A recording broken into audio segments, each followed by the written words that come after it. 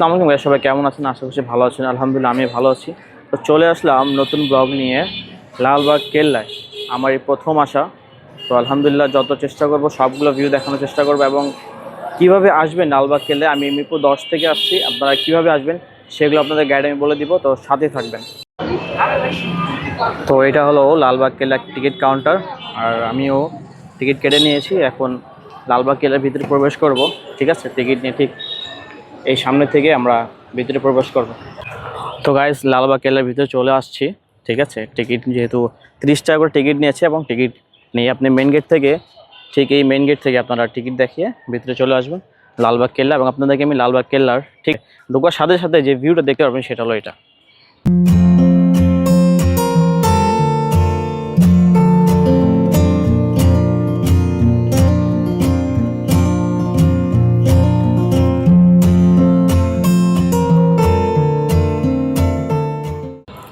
এই হলো main gate থেকে ঢোকার সাথে সাথে আপনার লালবাগ কেল্লার এই ভিডিও দেখতে পাবেন এবং আর অনেক কিছু দেখাবো, সাথেই থাকবেন। কেল্লার পশ্চিম অংশে একটি 3 গম্বুজ বিশিষ্ট সুন্দর মসজিদ রয়েছে, যা এখনও নামাজের জন্য ব্যবহৃত হয়।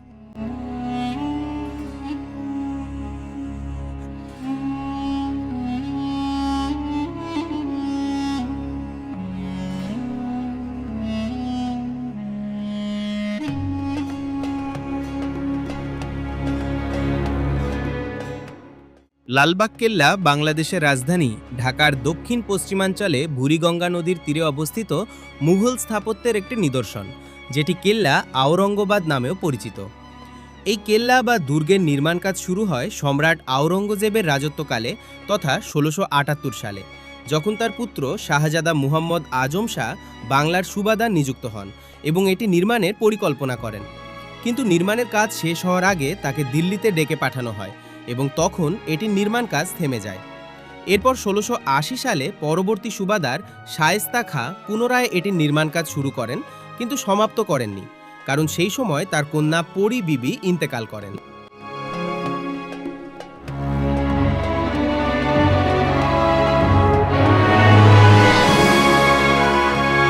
মুঘল সম্রাট আওরঙ্গজেবের রাজত্বকালে তথা 1678 সালে তৎকালীন বাংলার সুবাদার মুহাম্মদ আজম শাহ যখন মুঘল সম্রাট আওরঙ্গজেবের পুত্র শাহজাদা মুহাম্মদ আজম শাহ 1678 সালে বাংলার সুবাদার নিযুক্ত হন, তার তৃতীয় পুত্র শাহজাদা মুহাম্মদ আজম শাহ যার বাংলার সুবাদার নিযুক্ত হন এবং এই কেল্লা নির্মাণ করেন। কিন্তু এটির নির্মাণ কাজ সম্পন্ন হওয়ার আগে মারাঠা বিদ্রোহ দমনের জন্য তার পিতা তাকে দিল্লি ডেকে পাঠান। সেই সময় এখানে একটি মসজিদ ও দরবার হল নির্মাণের পর দুর্গের নির্মাণ কাজ থেমে যায়। এরপর 1680 সালে বাংলার তৎকালীন সুবাদার শায়েস্তা খাঁ পুনরায় এই দুর্গের নির্মাণ কাজ শুরু করেন। সেই সময় 1684 সালে তার কন্যা ইরান দুখত রাহমাত বানুর পরী বিবির অকাল মৃত্যু ঘটে। কন্যার মৃত্যুর পর শায়েস্তা খাঁ এই অপয়া মনে করেন এবং এটির নির্মাণ কাজ অসমাপ্ত অবস্থায় রেখে দেন।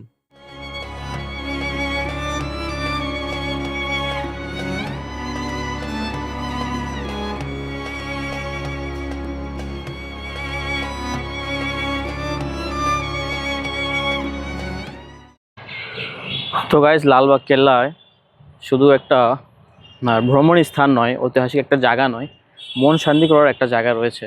আর আমি যে মৌসুমে আসছি, আসার ঠিক ঘন্টাখানেক আগে প্রচুর বৃষ্টি হয়েছে, তার কারণে জায়গাটি পুরো ঠান্ডা হয়ে রয়েছে এবং বাতাস মাশাআল্লাহ অনেক সুন্দর, আর ভিউজ তো আরও সুন্দর। আর লালবাগ কেল্লাটা পানিতে ভিজে আরও সুন্দর হয়ে গেছে।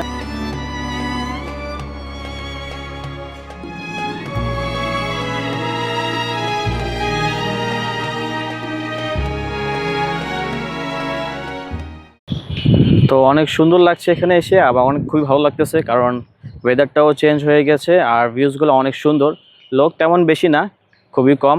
আর আপনারা কিভাবে লালবাগ কেল্লা আসবেন, যেখানে থাকেন না কেন, আমি মিরপুর 10-এ থাকি। তো ফার্স্টে আমি মিরপুর 10-এ মেট্রো স্টেশন চলে যাই, সেখানে গিয়ে শাহবাগের টিকিট নিই 50 টাকা দিয়ে।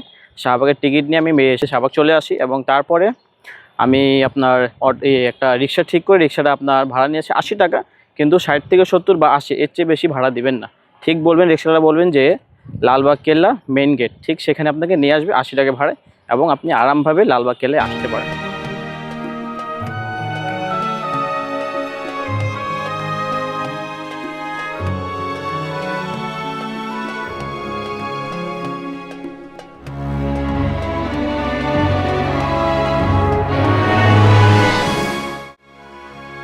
লালবাগের কেল্লার 3টি প্রধান স্থাপনার একটি হল পরী বিবির সমাধি। শায়েস্তা খাঁ শাসনামলের পর দুর্গটি এটির জনপ্রিয়তা হারায়, যার মূল কারণ ছিল বাংলার রাজধানী ঢাকা থেকে মুর্শিদাবাদে স্থানান্তর।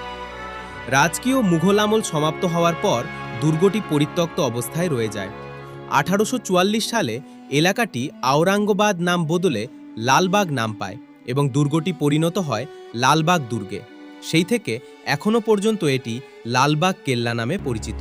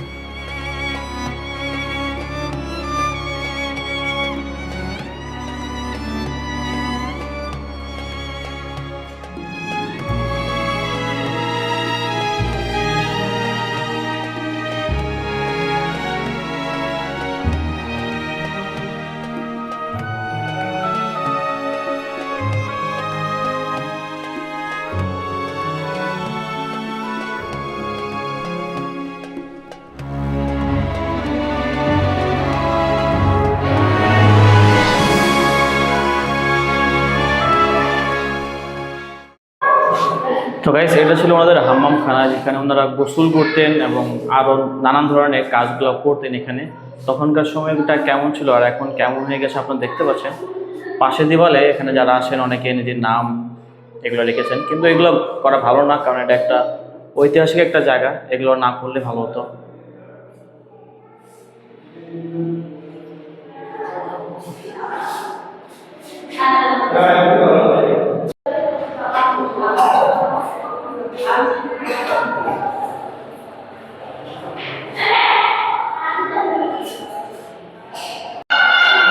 আর হাম্মামখানার এই একটি জায়গা রয়েছে যেখানে আপনারা হয়তো এখানে এরা বসে গোসল বা কিছু তেমন কিছু করতো। এই যে এই জায়গাটা দেখেন, এবং এখানে একটা সুড়ঙ্গ রয়েছে।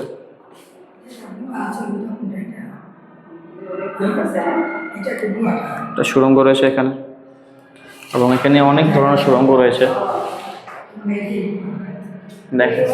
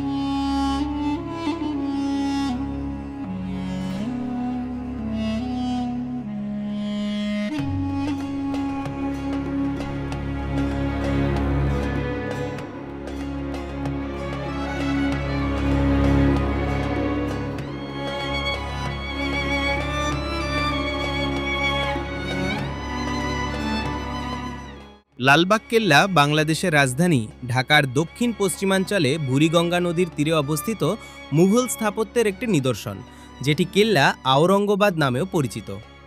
এই কেল্লা বা দুর্গের নির্মাণ কাজ শুরু হয় সম্রাট আওরঙ্গজেবের রাজত্বকালে তথা 1678 সালে, যখন তার পুত্র শাহজাদা মুহাম্মদ আজম শাহ বাংলার সুবাদার নিযুক্ত হন এবং এটি নির্মাণের পরিকল্পনা করেন। কিন্তু নির্মাণের কাজ শেষ হওয়ার আগে তাকে দিল্লিতে ডেকে পাঠানো হয় এবং তখন এটির নির্মাণ কাজ থেমে যায়। এরপর 1680 সালে পরবর্তী সুবাদার শায়েস্তা খাঁ পুনরায় এটির নির্মাণ কাজ শুরু করেন, কিন্তু সমাপ্ত করেননি, কারণ সেই সময় তার কন্যা পরী বিবি ইন্তেকাল করেন। এবং গাইস, এটা একটা দেখেন, এখানে একটা সমাধি রয়েছে, শামসাদ বানু এর সমাধি, শায়েস্তা খানের কথিত ছোট কন্যা, ওনার সমাধি মানে ওনার কবর রয়েছে এটা।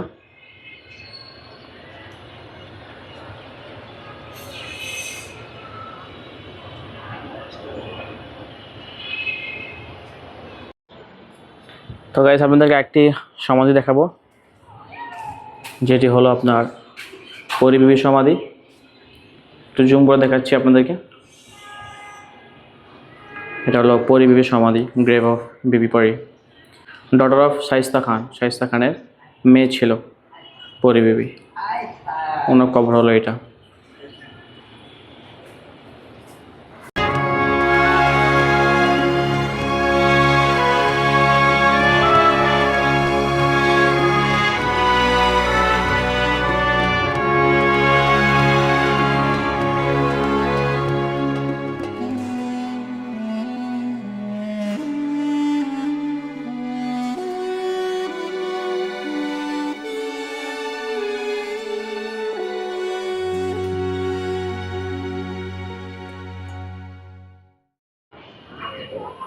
এবং এখানে 3 জনের সমাধি রয়েছে, দেখতে পাচ্ছেন 3 জনের সমাধি। এবং এই সমাধি কার কার আছে দেখেন, খোদাবন্দ মির্জা বাঙালির সমাধি, শায়েস্তা খান একান্ত বিশ্বস্ত সহ সেনা অধিনায়ক।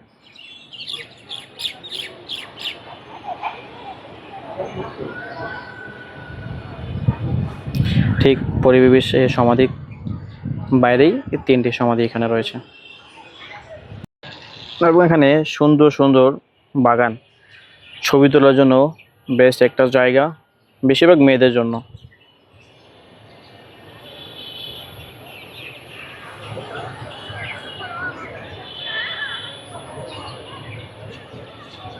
কেল্লার নিচে একটি রহস্যময় সুড়ঙ্গ রয়েছে, যা নিয়ে স্থানীয়দের মাঝে নানা মুখরোচক গল্প প্রচলিত আছে।